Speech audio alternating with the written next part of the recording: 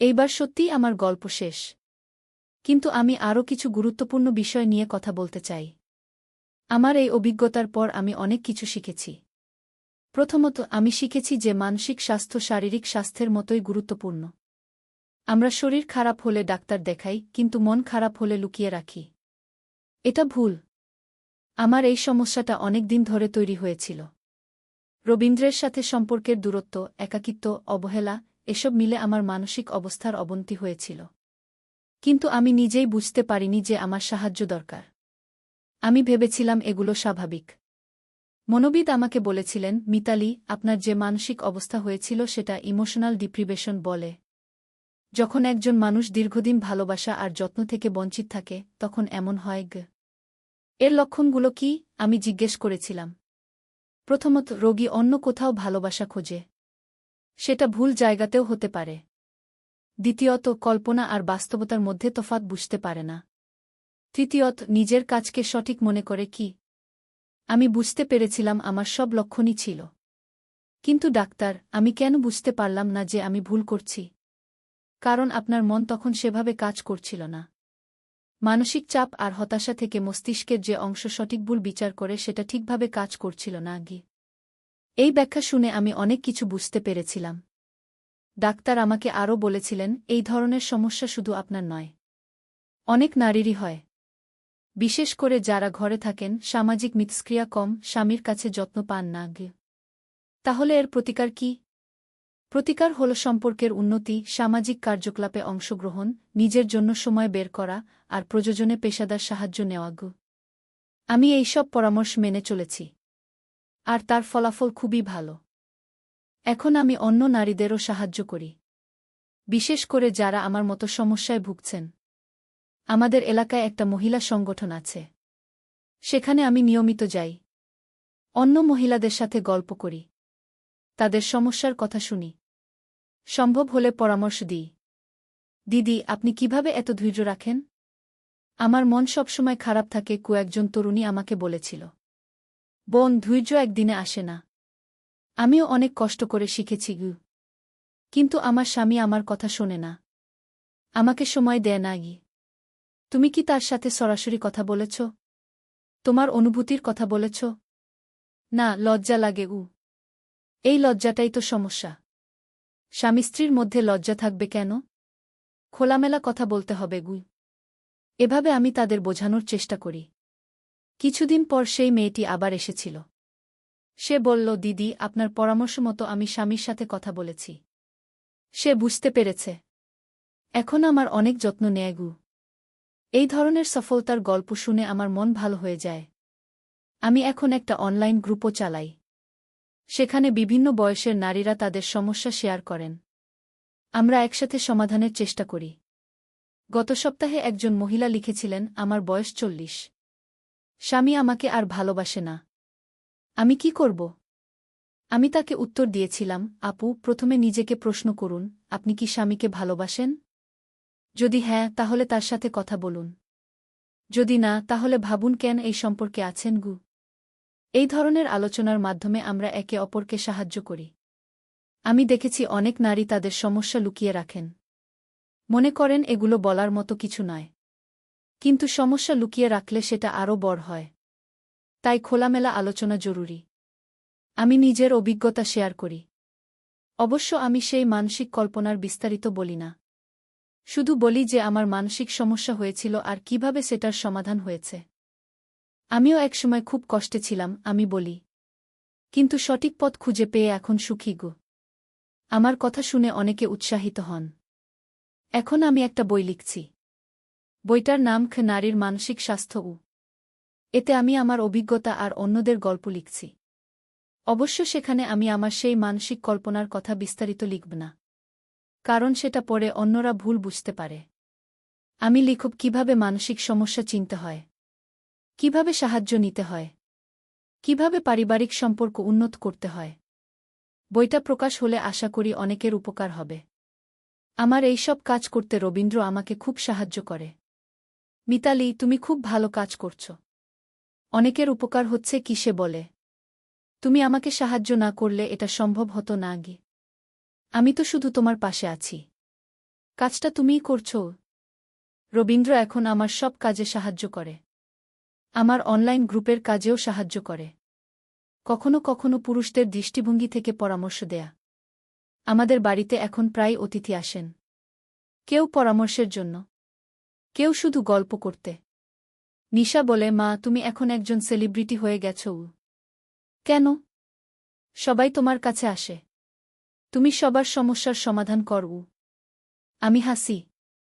আমি তো শুধু নিজের অভিজ্ঞতা শেয়ার করি। সৌরভ বলে, মা, তুমি যেটা করছো সেটা খুবই ভালো। তুমি অনেকের জীবন বদলে দিচ্ছ। আমার পরিবারের এই সহযোগিতা পেয়ে আমি আরও উৎসাহী হই। গত মাসে আমাদের এলাকায় একটা সেমিনার হয়েছিল। বিষয় ছিল নারীর মানসিক স্বাস্থ্য। আমাকে সেখানে বক্তা হিসেবে ডাকা হয়েছিল। আমি সেখানে আমার অভিজ্ঞতা শেয়ার করেছিলাম। অবশ্যই সেই কল্পনার বিশ্বাসটা বাদ রেখে। আমি একসময় খুব একা বোধ করতাম। আমি বলেছিলাম, স্বামী কাজ নিয়ে ব্যস্ত থাকত, সন্তানরা নিজেদের নিয়ে ব্যস্ত। আমি মনে করতাম কেউ আমার খোঁজ রাখে না। গিয়ে শ্রোতারা মনোযোগ দিয়ে শুনছিলেন, কিন্তু আমি বুঝতে পারিনি যে এটা আমার দোষও ছিল। আমি নিজের অনুভূতি প্রকাশ করতাম না। পরিবারের সবাই ভাবত আমি ভালো আছি। একজন মহিলা প্রশ্ন করেছিলেন, তাহলে সমাধান কি? সমাধান হল খোলামেলা কথা বলা, নিজের অনুভূতি লুকিয়ে না রাখা, আর প্রয়োজনে বিশেষজ্ঞের সাহায্য নেওয়া। সেমিনারের পর অনেক মহিলা আমার কাছে এসেছিলেন। তাদের সমস্যার কথা বলেছিলেন। দিদি, আমার মনে হয় আমারও আপনার মতো সমস্যা হচ্ছে, একজন বলেছিলেন। কী ধরনের? আমার মনে অদ্ভুত চিন্তা আসে, যেগুলো স্বাভাবিক নয়। আমি তাকে বুঝিয়েছিলাম যে এটা লজ্জার কিছু নয়। এর চিকিৎসা আছে। আপনি একজন মনোবিদের সাথে দেখা করুন। আমি একজনের নাম দিচ্ছি। এভাবে আমি তাদের সাহায্য করার চেষ্টা করি। আমি দেখেছি অনেক নারী তাদের মানসিক সমস্যা নিয়ে কথা বলতে লজ্জা পান। মনে করেন এটা তাদের দুর্বলতা। কিন্তু এটা দুর্বলতা নয়। এটা একটা স্বাস্থ্য সমস্যা, যেমন ডায়াবেটিস বা উচ্চ রক্তচাপ। আমি এই বিষয়ে সচেতনতা তৈরির চেষ্টা করি। আমাদের সমাজে মানসিক স্বাস্থ্য নিয়ে অনেক ভুল ধারণা আছে। মানুষ মনে করে পাগল হয়ে গেলেই মনোবিদের কাছে যেতে হয়। কিন্তু আসলে মানসিক স্বাস্থ্যের অনেক স্তর আছে। সামান্য মানসিক চাপ থেকে শুরু করে গুরুতর সমস্যা পর্যন্ত। আমার সমস্যাটা ছিল মাঝামাঝি ধরনের। গুরুতর নয়, কিন্তু উপেক্ষা করার মতোও নয়। সময়মতো চিকিৎসা নেওয়ায় আমি সুস্থ হয়েছি। আমি এখন অন্যদেরও এই বিষয়ে সচেতন করার চেষ্টা করি। আমার অনলাইন গ্রুপে এখন 1000-এর বেশি সদস্য। তারা বিভিন্ন দেশের, বাংলাদেশ, ভারতের বিভিন্ন রাজ্য থেকে। সবার গল্প প্রায় একই রকম। স্বামীর অবহেলা, পরিবারের অন্যদের কাছে গুরুত্ব না পাওয়া, একাকিত্ব। কিন্তু সমাধানও একই। খোলামেলা কথা বলা, সম্পর্ক সুধার, নিজের জন্য সময় বের করা। আমি প্রতিদিন এই গ্রুপে কিছু সময় কাটাই। নতুনদের স্বাগত জানাই, পুরাতনদের অগ্রগতি জানতে চাই। দিদি, আপনার পরামর্শ মতো আমি স্বামীর সাথে কথা বলেছি। এখন আমাদের সম্পর্ক অনেক ভালো। এই ধরনের বার্তা পেলে আমার মন খুশি হয়ে যায়। কিন্তু কখনো কখনো দুঃখজনক খবরও আসে। দিদি, আমার বান্ধবীর খুব মানসিক সমস্যা হয়েছিল, কিন্তু পরিবার বুঝত না। শেষে সে আত্মহত্যা করেছে। এই ধরনের খবর শুনে আমার খুব কষ্ট হয়।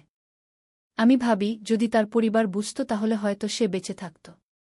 এজন্য আমি মানসিক স্বাস্থ্য নিয়ে আরও বেশি সচেতনতা তৈরির চেষ্টা করি। আমি পারিবারিক সদস্যদের জন্য সেমিনার করি। তাদের বোঝাই কিভাবে বুঝবেন পরিবারের কারও মানসিক সমস্যা হয়েছে। স্বামীরা, খেয়াল করুন আপনার স্ত্রী স্বাভাবিকের চেয়ে বেশি চুপচাপ হয়ে গেছেন কিনা। হঠাৎ করে খাওয়া দাওয়া কমে গেছে কিনা। ঘুমের সমস্যা হচ্ছে কিনা। সন্তানরা, লক্ষ্য করুন আপনার মা আগের মতো হাসিখুশি থাকেন কিনা। আগ্রহ হারিয়ে ফেলেছেন কিনা। এই ধরনের পরামর্শ দিই। আমি বলি, পরিবারের সদস্যরাই প্রথম লক্ষ্য করতে পারবেন কারও মানসিক অবস্থার পরিবর্তন। আর তারাই প্রথম সাহায্য করতে পারবেন। অনেকে প্রশ্ন করেন, কিন্তু আমরা তো ডাক্তার নই, কিভাবে সাহায্য করব? আমি বলি, আপনাদের ডাক্তার হতে হবে না। শুধু ভালোবাসা আর সহানুভূতি দেখাতে হবে। রোগীর কথা ধৈর্য ধরে শুনতে হবে। তাকে একা বোধ করতে দেবেন না। এই পরামর্শগুলো অনেক পরিবারের কাজে লেগেছে। গত মাসে একটা পরিবার আমার কাছে এসেছিল।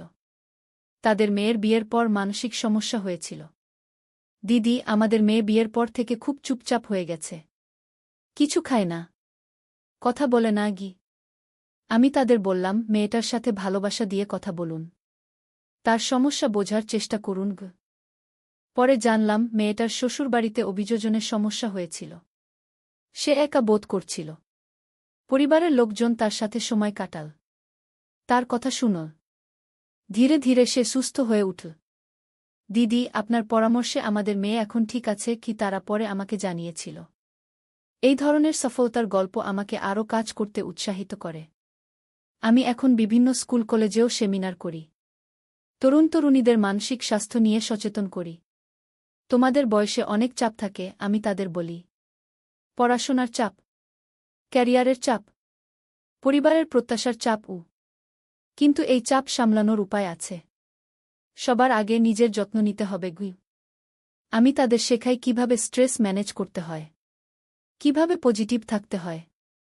মনে রাখবে, জীবনে সমস্যা আসবেই, কিন্তু প্রতিটি সমস্যার সমাধান আছে। তরুণরা আমার কথা আগ্রহ সহকারে শোনে। অনেকে তাদের সমস্যার কথা বলে। আন্টি, আমার বাবা মা আমার উপর অনেক চাপ দেয়। আমি হাঁফিয়ে উঠছি। তুমি তোমার বাবা মায়ের সাথে খোলামেলা কথা বল, তোমার অনুভূতির কথা বল। কিন্তু তারা বুঝবে না। চেষ্টা করে দেখ। বাবা মা সন্তানের ভালোটাই চায়। হয়তো তারা বুঝতে পারছে না তাদের চাপ তোমার ক্ষতি করছে। এভাবে আমি তাদের পরামর্শ দিই। আমার এই কাজগুলোর জন্য আমি কিছু পুরস্কারও পেয়েছি। গত বছর আমাকে সমাজসেবী নারীক পুরস্কার দেওয়া হয়েছিল। পুরস্কার নেওয়ার সময় আমি বলেছিলাম, এই পুরস্কার শুধু আমার নয়, এটা তাদের সবার যারা মানসিক স্বাস্থ্য নিয়ে কাজ করছেন। রবীন্দ্র, সৌরভ, নিশা সবাই পুরস্কার গ্রহণ অনুষ্ঠানে এসেছিল। তারা গর্বিত ছিল। মা, তুমি আমাদের গর্বের কারণ, সৌরভ বলেছিল। মিতালি, তুমি অনেক দূর এগিয়েছ। আমি গর্বিত, রবীন্দ্র বলেছিল। পরিবারের এই সাহায্য আর ভালোবাসা পেয়ে আমি আরও অনুপ্রাণিত হই। এখন আমার একটা নিয়মিত কলাম আছে একটা পত্রিকায়। সেখানে আমি মানসিক স্বাস্থ্য নিয়ে লিখি। পাঠকরা তাদের সমস্যা পাঠান, আমি সমাধানের চেষ্টা করি। আমার বয়স 25। আমি বিয়ে করেছি 6 মাস হল। কিন্তু আমার শ্বশুরবাড়িতে মানিয়ে নিতে পারছি না। তুমি সময় দাও। নতুন পরিবারে মানিয়ে নিতে সময় লাগে। ধৈর্য রাখ। আর স্বামীর সাথে তোমার অনুভূতি শেয়ার করগু। আমার বয়স 50। আমার স্বামী আমাকে তালাক দিয়েছে। আমি কি করব? এই বয়সে তালাক নিশ্চয়ই কঠিন। কিন্তু হতাশ হজো না। তুমি নতুন করে জীবন শুরু করতে পার। নিজের উপর আস্থা রাখু। এভাবে আমি বিভিন্ন সমস্যার সমাধানের চেষ্টা করি। অনেক পাঠক আমাকে ধন্যবাদ জানিয়ে চিঠি লেখেন। আপনার পরামর্শে আমার জীবন বদলে গেছে। আপনার কলাম পড়ে আমি অনুপ্রাণিত হয়ে আমার পেটে ব্যথা হচ্ছিল, তাই ডাক্তার দেখাতে গেলাম। ছেলে আমাকে নিয়ে গেল। চেম্বারে ডাক্তার জিজ্ঞেস করল, পেশেন্টের সাথে আপনার সম্পর্ক কি? ছেলে বলল, ইনি আমার ওয়াইফ। আমি তার দিকে তাকালাম। সৌরভ, তুই যা করেছিস সেটা ঠিক হয়নি। কেন মা?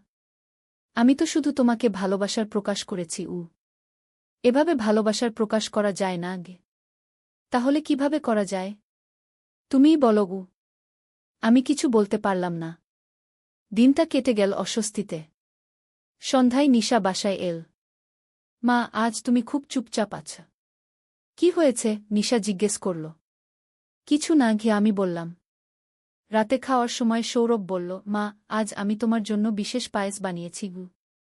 তুই কেন এত কষ্ট করছিস? আমি বললাম, তোমার জন্য কিছু করা আমার কাছে কষ্ট নয়, আনন্দ। খাওয়ার পর নিশা তার রুমে চলে গেল। সৌরভ আমার কাছে এসে বলল, মা, আমি তোমার সাথে কথা বলতে চাই। কি কথা? কাল রাতের ব্যাপারে। আমি জানি তুমি অস্বস্তি বোধ করেছ। আমি চুপ করে রইলাম। মা, আমি তোমাকে জোর করতে চাই না, কিন্তু আমি তোমাকে ছেড়েও দিতে পারি না। সৌরভ, তুই কি চাইছিস? আমি চাই তুমি আমার প্রেমিকা হও, আমার স্ত্রী হও। কিন্তু আমি তোর মা। মা, সম্পর্কের নাম বদলে দেওয়া যায়, ভালোবাসার নাম বদলানো যায় না। সৌরভের কথায় একটা যুক্তি আছে। মা, তুমি আমাকে সুযোগ দাও। আমি তোমাকে প্রমাণ করে দেখাব আমি কত ভালো স্বামী হতে পারি। সৌরভ, কিন্তু সমাজ। মা, সমাজের কথা ভুলে যাও।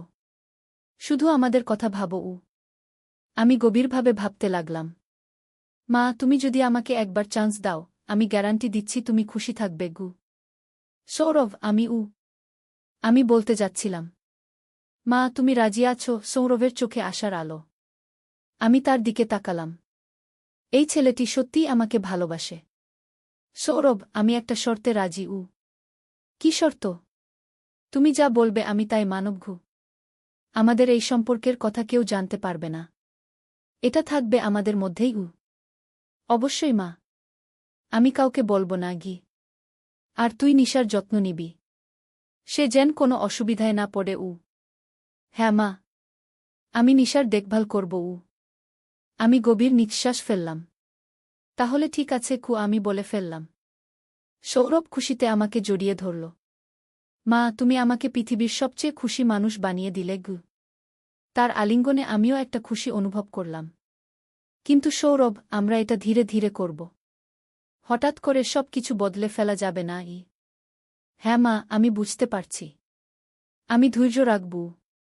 পরের দিন থেকে আমাদের সম্পর্ক একটু একটু করে বদলাতে লাগল।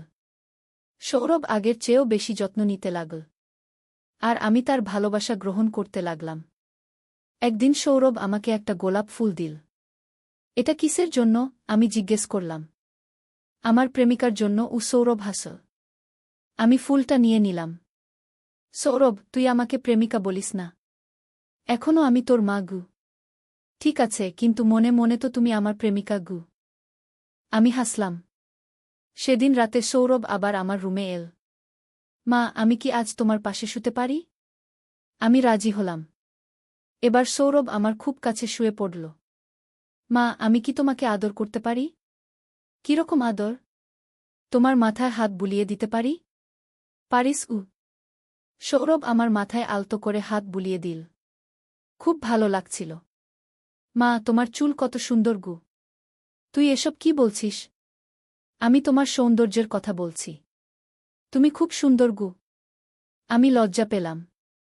মা, আমি কি তোমার হাত ধরতে পারি? আমি আমার হাত সৌরভের দিকে বাড়িয়ে দিলাম। সৌরভ আমার হাত ধরে বলল, মা, তোমার হাত কত নরম। সৌরভ, তুই আমার হাতেই এত খুশি হয়ে যাচ্ছিস? মা, তোমার যে কোনো স্পর্শেই আমি খুশি হয়ে যাই। সেই রাতে নদীর ধারে সেই গা। প্রথম অধ্যায়, শুরুজাত। পদ্মা নদীর ধারে একটা ছোট্ট গ্রাম ছিল, নাম তার রূপসী গ্রাম। গ্রামের নাম শুনলেই মনে হতো কত সুন্দর হবে। আর সত্যিই গ্রামটা ছিল অপূর্ব সুন্দর। সবুজ ধানক্ষেত, নারিকেল আর সুপারি গাছের সারি, আর নদীর শীতল হাওয়া, সব মিলিয়ে এক স্বর্গের মতো জায়গা। এই গ্রামেই থাকত একটা ছেলে, নাম তার আলম। বয়স তখন 17 কি 18 হবে। ফর্সা রং, লম্বা চুল, আর চোখে একটা স্বপ্ন, বড় হয়ে সে লেখক হবে।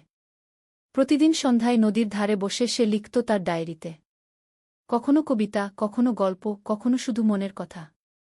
আলমের বাবা মোক্তার সাহেব ছিলেন গ্রামের স্কুলের প্রধান শিক্ষক। মা রহিমা বেগম ছিলেন একজন নরম মনের মহিলা, যিনি সবসময় সবার জন্য রান্না করতেন। তাদের ছোট্ট টিনের চালের বাড়িটা ছিল গ্রামের মাঝখানে। আলমের একটা ছোট বোন ছিল, সামিয়া। বয়স তার 10 বছর। চঞ্চল, দুষ্টু, কিন্তু খুব মিষ্টি। সে সবসময় ভাইয়ের পিছন পিছন ঘুরত। ভাইয়া, আমাকে নিয়ে চলো না। এই ছিল তার প্রিয় সংলাপ। দ্বিতীয় অধ্যায়, নতুন প্রতিবেশী। একদিন গ্রামে নতুন একটা পরিবার এলো। তারা ঢাকা থেকে এসেছিল। বাবা একজন সরকারি চাকরিজীবী, বদলি হয়ে এই উপজেলায় এসেছেন। তাদের সাথে ছিল একটা মেয়ে, নাম তার তানিয়া। তানিয়া ছিল আলমের সমবয়সী। লম্বা চুল, বড় বড় চোখ, আর মুখে সবসময় একটা হাসি। সে ছিল খুবই পড়ুয়া। বই পড়তে তার খুব ভালো লাগত। প্রথম দিন যখন সে গ্রামের স্কুলে ভর্তি হল, তখন সবাই অবাক হয়ে তাকে দেখছিল। শহুরে মেয়ে, কিন্তু কোনো অহংকার নেই। আলম আর তানিয়ার প্রথম দেখা হয়েছিল স্কুলের লাইব্রেরিতে। দুজনেই একই বই খুঁজছিল, রবীন্দ্রনাথের গোরা। তুমিও রবীন্দ্রনাথ পড়ো? আলম জিজ্ঞেস করেছিল। হ্যাঁ, আমার খুব প্রিয়। তুমি? তানিয়া হেসে জবাব দিয়েছিল। সেই থেকে তাদের বন্ধুত্ব শুরু। প্রতিদিন স্কুলে, লাইব্রেরিতে আর কখনো কখনো নদীর ধারে বসে তারা গল্প করত। সাহিত্য নিয়ে, জীবন নিয়ে, স্বপ্ন নিয়ে। তৃতীয় অধ্যায়, স্বপ্নের কথা। একদিন সন্ধ্যায় নদীর ধারে বসে আলম তানিয়াকে বলল, জানো, আমি বড় হয়ে লেখক হতে চাই। এমন গল্প লিখব যেগুলো মানুষের মন ছুঁয়ে যাবে গু। তানিয়া মৃদু হেসে বলল, তুমি পারবে। তোমার লেখার হাত খুব ভালো। তুমি যা লিখো তাতে আন্তরিকতা আছে গি। তুমি কি হতে চাও? আলম জিজ্ঞেস করল। আমি শিক্ষিকা হতে চাই। গ্রামের মেয়েদের পড়াতে চাই। দেখো না, এখানে কত মেয়ে স্কুলেই যায় না। আমি চাই সবাই পড়াশোনা করুক। তানিয়ার কথা শুনে আলম অবাক হল। এতটা সরল, এতটা নিঃস্বার্থ স্বপ্ন। তুমি সত্যিই অসাধারণ, আলম বলল। তানিয়া লজ্জা পেয়ে বলল, আরে না, আমি সাধারণ। তবে হ্যাঁ, আমি মানুষের জন্য কিছু করতে চাই। সেদিন থেকে আলমের মনে তানিয়ার জন্য একটা বিশেষ জায়গা তৈরি হল। সে বুঝতে পারছিল না এটা কি অনুভূতি, কিন্তু তানিয়াকে না দেখলে তার দিন ভালো যেত না। চতুর্থ অধ্যায়, বর্ষাকাল। বর্ষা এল। পদ্মা নদী ফুলে ফেপে উঠল। চারিদিকে পানি আর পানি। স্কুল বন্ধ হয়ে গেল। বৃষ্টি থামার নাম নেই। একদিন সন্ধ্যায় আলম দেখল তানিয়া তাদের বাড়ির সামনে দাঁড়িয়ে আছে, ভিজে একদম। কি হয়েছে? এভাবে বৃষ্টিতে ভিজে আসলে কেন? আলম চিন্তিত হয়ে জিজ্ঞেস করল। আমার বই। আমার প্রিয় বইটা। আমি নদীর ধারে রেখে এসেছিলাম। পানিতে ভেসে যাবে কি? তানিয়া কাঁদো কাঁদো স্বরে বলল। আলম কিছু না ভেবে ছাতা নিয়ে বেরিয়ে পড়ল। বৃষ্টি তখন মুষলধারে পড়ছে। সে নদীর ধারে গিয়ে দেখল তানিয়ার বইটা একটা পাথরের নিচে চাপা পড়ে আছে, কিন্তু পানি প্রায় সেখানে পৌঁছে গেছে। সে দ্রুত বইটা তুলে নিল। সৌভাগ্যবশত বইটা পুরোপুরি ভিজেনি। সে তার শার্টের ভিতরে বইটা লুকিয়ে বাড়ি ফিরল। তানিয়া যখন বইটা পেল, তার চোখে পানি এসে গেল। তুমি এতটা করলে আমার জন্য? তুমি আমার বন্ধু। বন্ধুর জন্য এটুকু তো করাই যায়, আলম হেসে বলল। সেদিন থেকে তানিয়াও বুঝতে পারল, আলম তার কাছে শুধু একজন বন্ধু নয়, আরও বেশি কিছু। পঞ্চম অধ্যায়, গ্রামের মেলা। শরৎকাল এল। গ্রামে বড় মেলা বসল। নৌকা বাইচ, পুতুল নাচ, জারি গান, কত কিছু। সারা গ্রামে উৎসবের আমেজ। আলম আর তানিয়া একসাথে মেলা ঘুরছিল।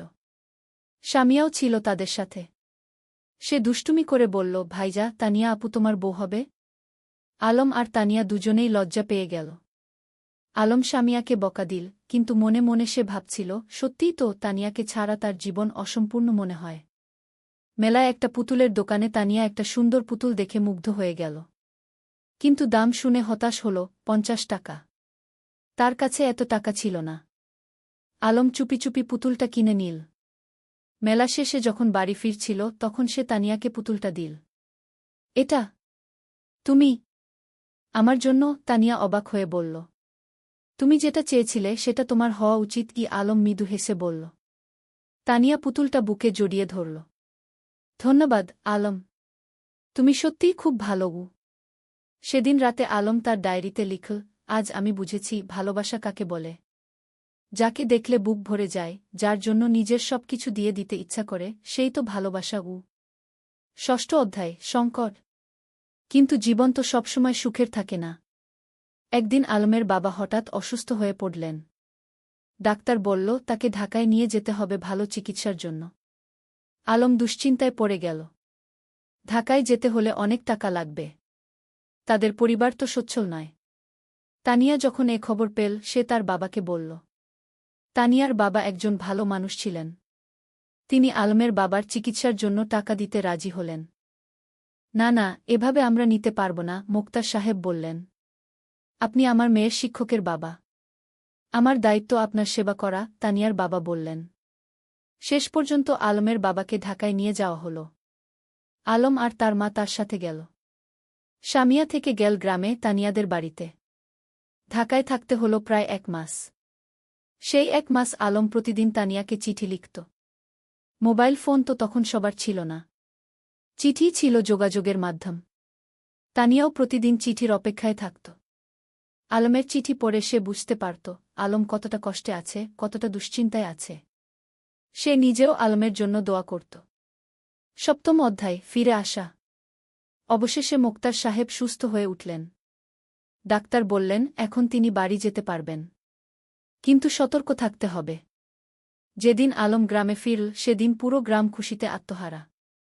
সবাই মোক্তার সাহেবকে দেখতে এলো। তানিয়াও এলো সামিয়াকে নিয়ে। আলম তানিয়াকে দেখে বলল, তোমার চিঠিগুলো আমাকে শক্তি দিয়েছে। ঢাকায় যখন খুব কষ্ট লাগত তখন তোমার চিঠি পড়ে আবার ভালো লাগত। আমি জানতাম তুমি ফিরে আসবে। আমি বিশ্বাস রাখিনি, হারাইনি। তানিয়া মৃদু হেসে বলল। সেদিন বিকেলে নদীর ধারে বসে আলম তানিয়াকে বলল, তানিয়া, আমি তোমাকে কিছু বলতে চাই। বলো। তানিয়া বলল, আমি তোমাকে ভালোবাসি। ঢাকায় থাকার সময় প্রতিটা মুহূর্তে তোমার কথা মনে পড়েছে। তুমি ছাড়া আমার জীবন অর্থহীন। তানিয়া কিছুক্ষণ চুপ করে রইল। তারপর বলল, আমিও তোমাকে ভালোবাসি আলম। কিন্তু আমরা এখনো ছোট। আমাদের পড়াশোনা শেষ করতে হবে, নিজেদের প্রতিষ্ঠিত করতে হবে। তারপর আমরা একসাথে থাকব। আলম তার কথা শেষ করল। হ্যাঁ, একসাথে থাকব। তানিয়া হেসে মাথা নাড়ল। অষ্টম অধ্যায়, সময়ের পরীক্ষা। পরের কয়েক বছর দ্রুত কেটে গেল। আলম আর তানিয়া দুজনেই খুব ভালো ছাত্র ছিল। এসএসসি পরীক্ষায় দুজনেই জিপিএ 5 পেল। এরপর তারা ঢাকায় কলেজে ভর্তি হল। আলম নটরডেম কলেজে আর তানিয়া হলিক্রস কলেজে। গ্রাম ছেড়ে শহরে আসতে হল। শহরের জীবন ছিল অন্যরকম। ব্যস্ততা, ভিড়, শব্দ, সবকিছু গ্রামের থেকে আলাদা। কিন্তু আলম আর তানিয়া তাদের লক্ষ্য থেকে বিচলিত হল না। প্রতি সপ্তাহান্তে তারা দেখা করত। কখনো রমনা পার্কে, কখনো টিএসসিতে, কখনো কোনো বইয়ের দোকানে। তারা একে অপরকে উৎসাহ দিত, সাহস দিত। এইচএসসি পরীক্ষায়ও দুজনেই ভালো ফল করল। আলম ঢাকা বিশ্ববিদ্যালয়ে বাংলা সাহিত্যে ভর্তি হল আর তানিয়া শিক্ষা বিভাগে। কিন্তু বিশ্ববিদ্যালয়ের জীবনে নতুন চ্যালেঞ্জ এল। রাজনীতি, সেশনজট, আর্থিক সংকট, নানা সমস্যা। কখনো কখনো আলমের মনে হতো সে হয়তো লেখক হতে পারবে না। তানিয়াও মাঝে মাঝে হতাশ হতো। কিন্তু তারা একে অপরকে সাহায্য করত। আলম যখন হতাশ হতো তানিয়া তাকে মনে করিয়ে দিত তার স্বপ্নের কথা। তানিয়া যখন ভেঙে পড়ত আলম তাকে শক্তি যোগাত। নবম অধ্যায়, স্বপ্ন পূরণের পথে। স্নাতক শেষ করার পর আলম একটা পত্রিকায় চাকরি পেল। সাংবাদিক হিসেবে। বেতন খুব বেশি না, কিন্তু লেখার সুযোগ ছিল। সে ফিচার লিখত, গল্প লিখত। তানিয়া একটা স্কুলে শিক্ষিকা হিসেবে যোগ দিল। তার স্বপ্ন ছিল গ্রামে ফিরে যাওয়া, কিন্তু সে জানত এখনও সময় হয়নি। আগে অভিজ্ঞতা অর্জন করতে হবে। একদিন আলম একটা প্রকাশনা সংস্থায় তার লেখা গল্পের পাণ্ডুলিপি জমা দিল। সে একটা উপন্যাস লিখেছিল, নদীর ধারে সেই গাগ। এটা ছিল তাদের নিজেদের গল্প, তাদের গ্রামের গল্প। কয়েক মাস পর প্রকাশক ফোন করলেন। আপনার বই আমরা প্রকাশ করতে চাই। গল্পটা খুব সুন্দর, আবেগময়। আলম বিশ্বাস করতে পারছিল না। তার স্বপ্ন সত্যি হচ্ছে। সে প্রথমেই তানিয়াকে খবরটা দিল। আমি জানতাম তুমি পারবে। তুমি তো সত্যিই লেখক। তানিয়া খুশিতে আটখানা। বইটা প্রকাশিত হওয়ার পর বেশ সাড়া পড়ে গেল। পাঠকরা ভালো সাড়া দিল। সমালোচকরাও প্রশংসা করল। দশম অধ্যায়, ঘরে ফেরা। 5 বছর পর আলম আর তানিয়া সিদ্ধান্ত নিল তারা গ্রামে ফিরে যাবে। ঢাকায় তারা যা অর্জন করতে চেয়েছিল তা করেছে। এখন সময় এসেছে নিজেদের শেকডে ফিরে যাওয়ার। তারা বিয়ে করল। সাদামাটা অনুষ্ঠান, কিন্তু পূর্ণ আন্তরিকতায়। পুরো গ্রাম এসেছিল তাদের বিয়েতে। তোমরা আমাদের গর্ব, মুক্তার সাহেব আবেগে বললেন।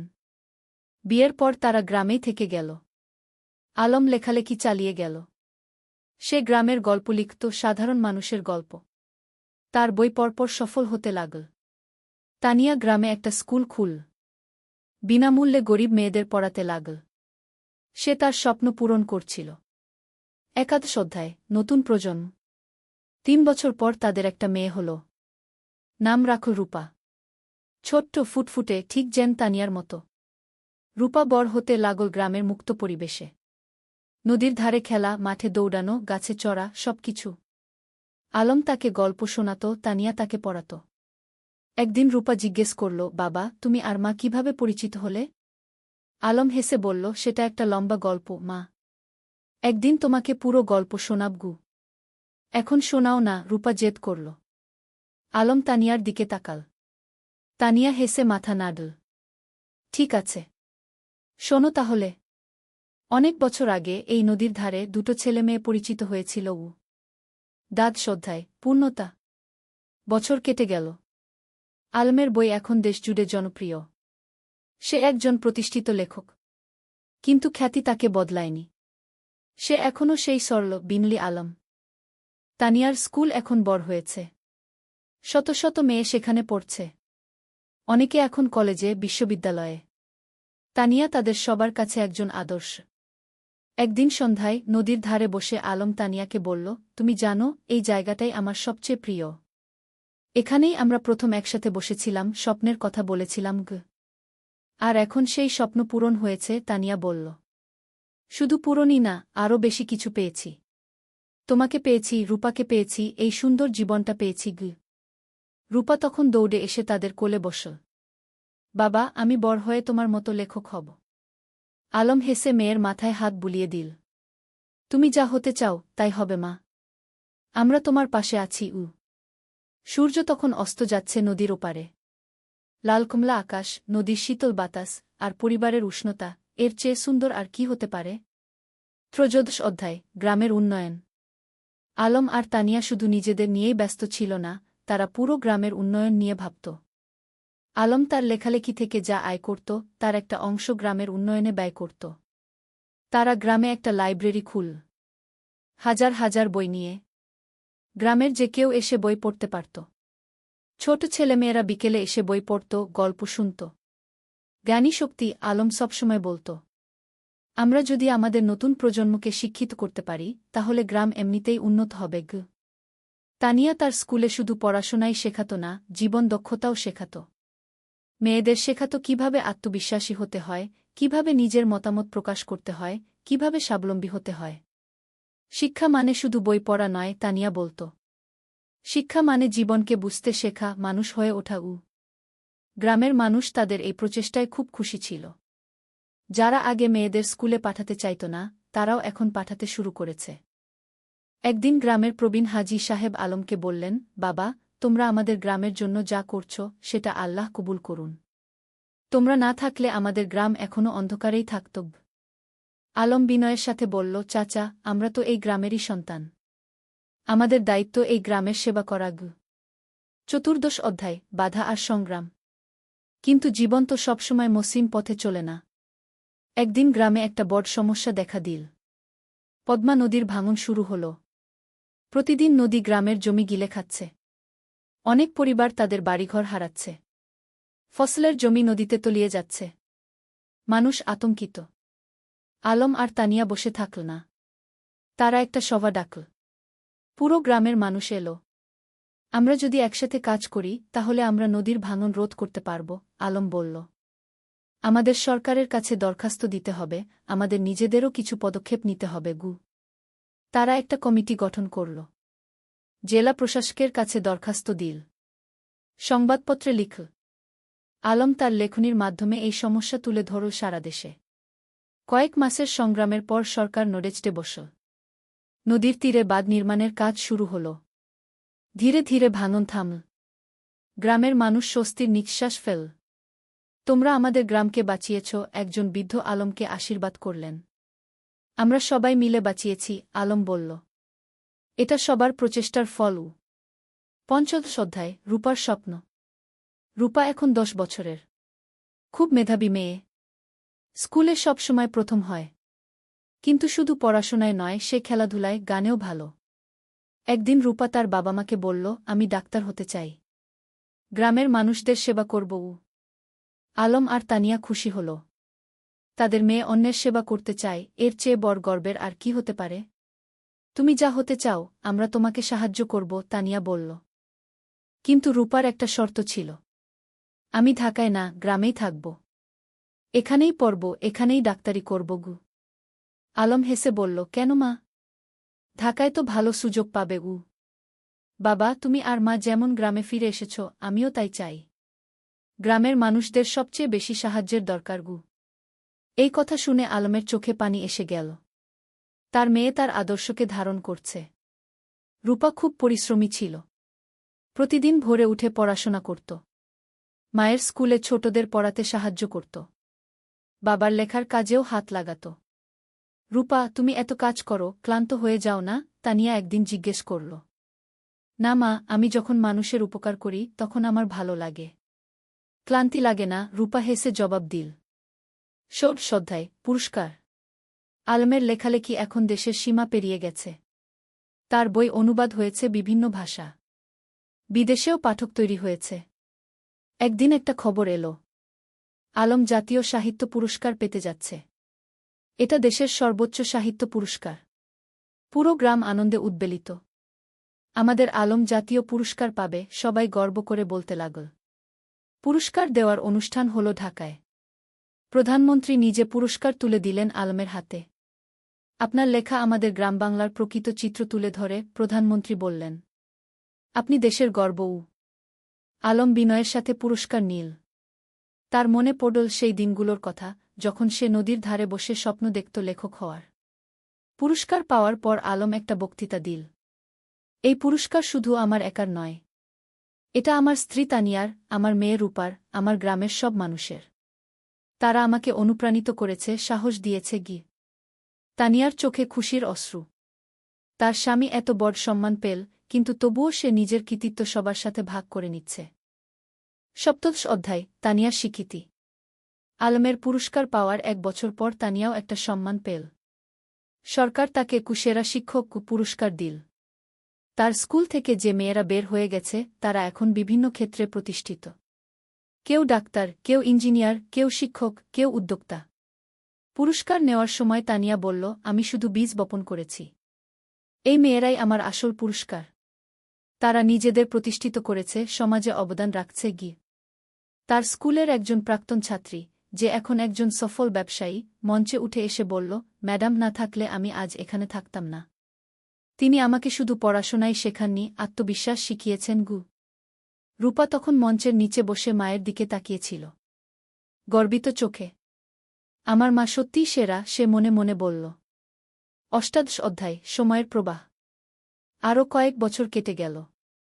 রূপা এখন 8ম শ্রেণীতে। খুব ভালো ছাত্রী।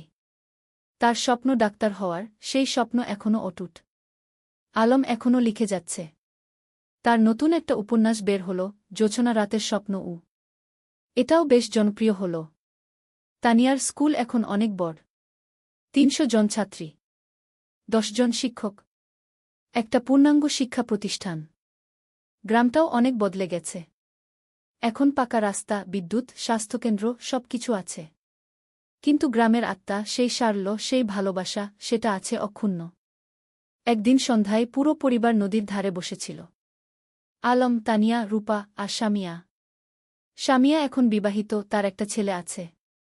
ভাইয়া, মনে আছে যখন আমি ছোট ছিলাম, তুমি আর ভাবি এখানে বসে গল্প করতে? শামিয়া হেসে বলল। মনে আছে, আলম হেসে বলল। সেই সময়গুলো কত সুন্দর ছিল। এখনকার সময়ও কম সুন্দর নয়, তানিয়া বলল। আমরা একসাথে আছি, সুস্থ আছি, খুশি আছি, এর চেয়ে বড় সৌভাগ্য আর কি? রূপা বলল, বাবা, তোমার আর মায়ের মতো আমিও একজন ভালো মানুষকে জীবনসঙ্গী হিসেবে পেতে চাই। আলম মেয়ের মাথায় হাত রেখে বলল, তুমি পাবে মা। তবে তার আগে তোমার স্বপ্ন পূরণ করো। ডাক্তার হও। তারপর জীবনসঙ্গী খুঁজবে। 49 অধ্যায়, নতুন চ্যালেঞ্জ। রূপা এসএসসি পরীক্ষা দিল। ফলাফল বেরোল, জিপিএ 5। পুরো গ্রাম খুশি। আলম আর তানিয়া গর্বিত। কিন্তু এখন একটা বড় সিদ্ধান্ত নিতে হবে। রূপা ডাক্তার হতে চায়, আর তার জন্য তাকে মেডিকেল কলেজে ভর্তি হতে হবে। কিন্তু গ্রামে তো মেডিকেল কলেজ নেই। বাবা, আমি ঢাকা মেডিকেলে ভর্তি হতে চাই, রূপা বলল। আলম একটু চিন্তিত হল। কিন্তু তুমি তো বলেছিলে গ্রামে থাকবে। হ্যাঁ বাবা, আমি গ্রামে ফিরে আসব। কিন্তু ভালো ডাক্তার হতে হলে ভালো প্রতিষ্ঠান থেকে পড়তে হবে। আমি 5 বছর ঢাকায় থাকব, তারপর ফিরে আসব এবং গ্রামে একটা হাসপাতাল খুলব। তানিয়া বলল, মেয়েটা ঠিকই বলছে। আমরাও তো ঢাকায় গিয়ে পড়াশোনা করেছিলাম। তারপর ফিরে এসেছি। রূপা ঢাকা মেডিকেল কলেজে ভর্তি হল।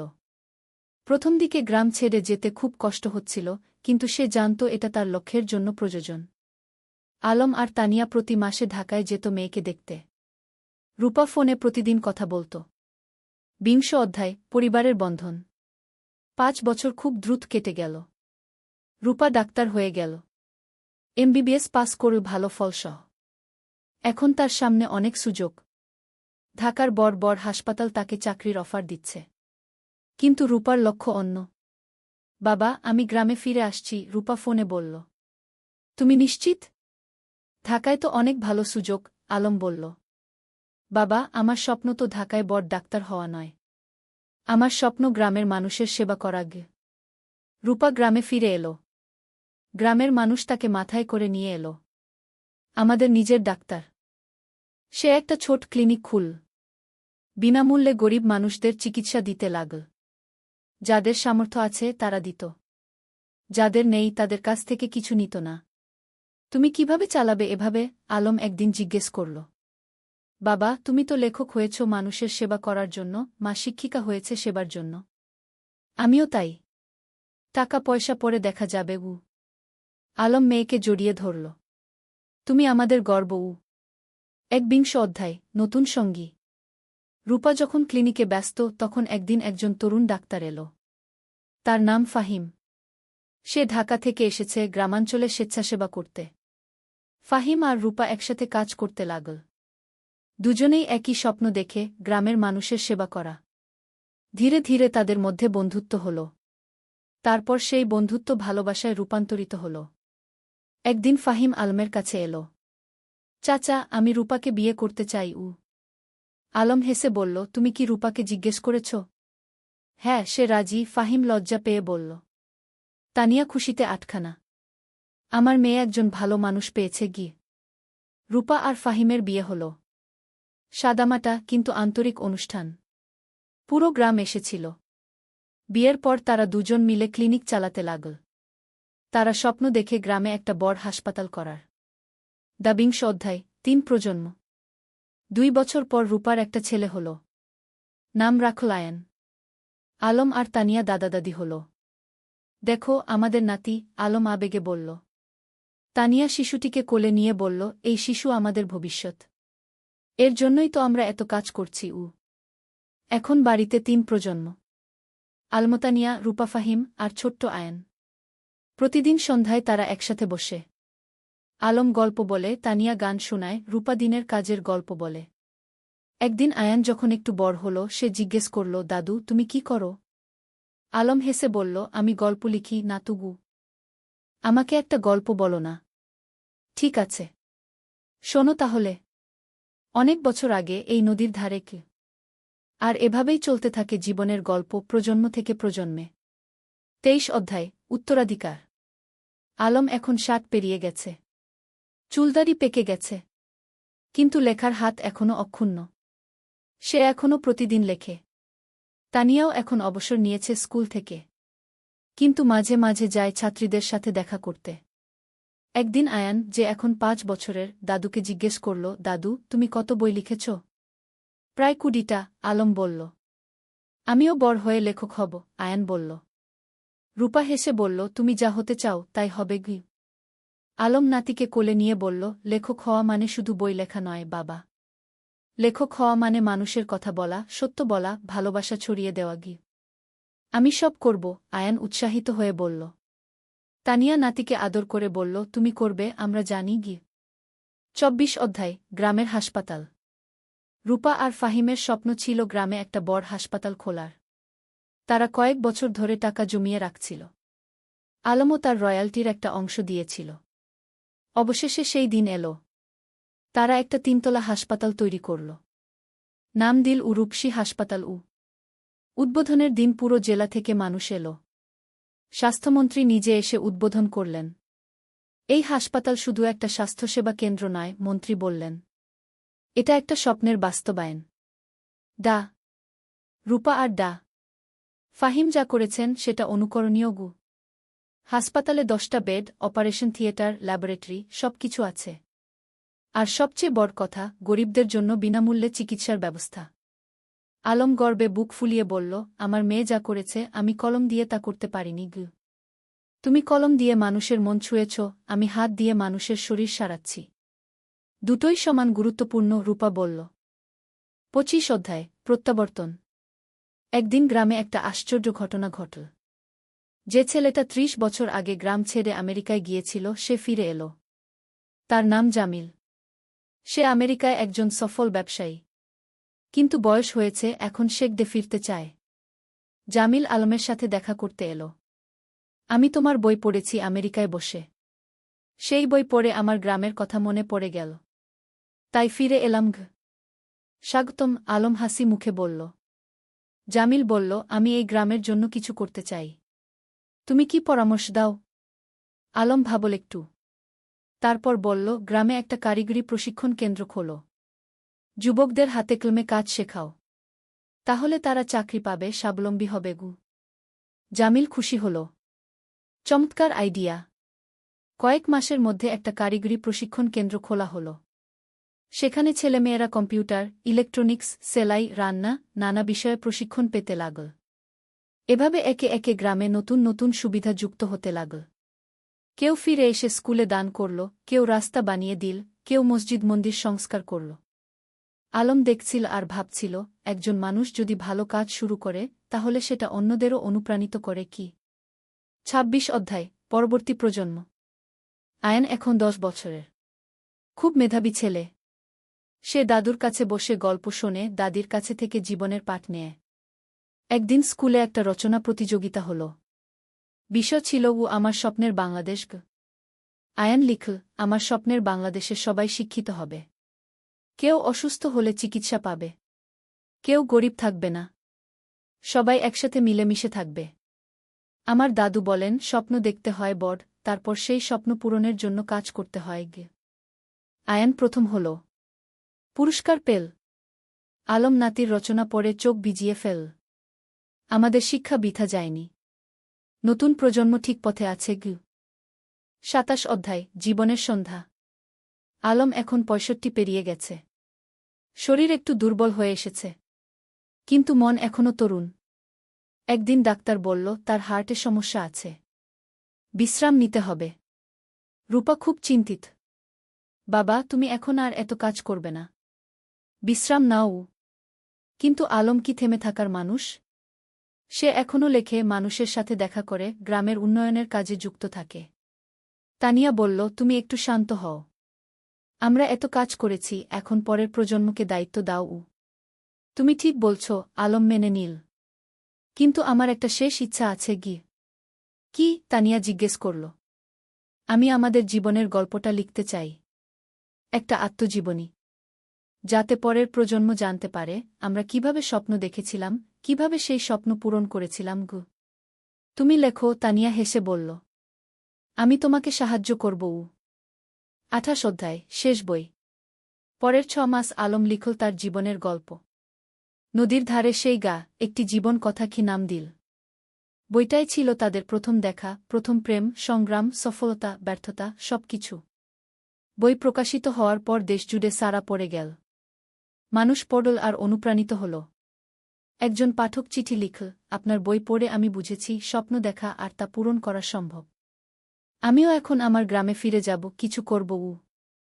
আলম এই চিঠি পড়ে খুশি হল। দেখো তানিয়া, আমাদের জীবন বৃথা যায়নি। আমরা মানুষকে অনুপ্রাণিত করতে পেরেছি। ২৯ অধ্যায়, বিদায়। এক শীতের সকালে আলম ঘুম থেকে উঠল না। তার হার্ট অ্যাটাক হয়েছে। রূপা যতই চেষ্টা করল, কিছু করতে পারল না। আলম চলে গেল। পুরো গ্রাম শোকে মুহ্যমান। আমাদের আলম চলে গেল, সবাই কাঁদল।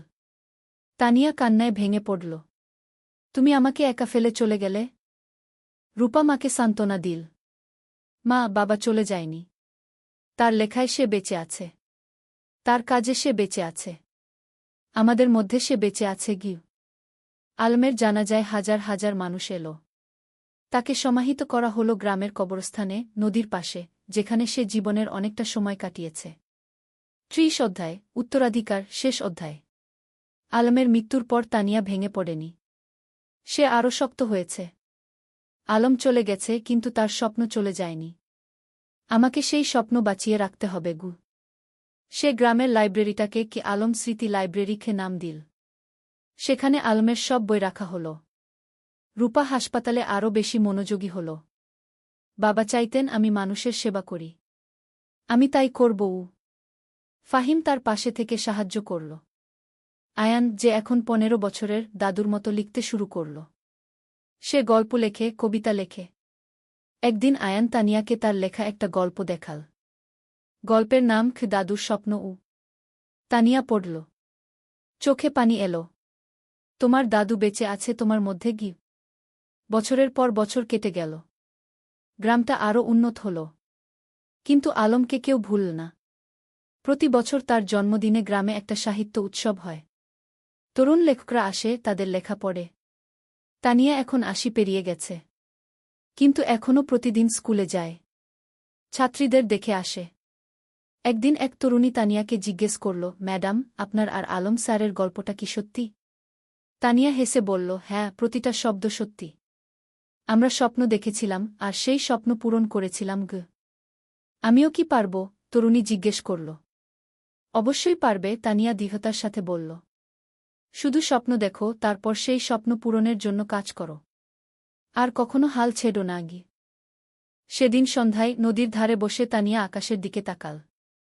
আলম, তুমি কি দেখছ? আমরা যা শুরু করেছিলাম তা এখনো চলছে। তোমার স্বপ্ন বেঁচে আছে। নদীর জল কুলকুল করে বয়ে যাচ্ছে। বাতাসে যেন আলমের কণ্ঠস্বর ভেসে এলো, আমি জানতাম তুমি পারবে। আমরা একসাথে এই স্বপ্ন দেখেছিলাম, তুমি তা বাঁচিয়ে রেখেছ। ধন্যবাদ, তানিয়া। তানিয়া হাসল।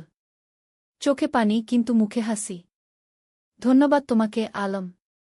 তুমি আমার জীবনকে অর্থবহ করেছিলে। সমাপ্তি। এই ছিল আলম আর তানিয়ার গল্প। দুটো সাধারণ মানুষ, যারা অসাধারণ স্বপ্ন দেখেছিল। আর সেই স্বপ্ন শুধু নিজেদের জন্যই ছিল না, ছিল সবার জন্য।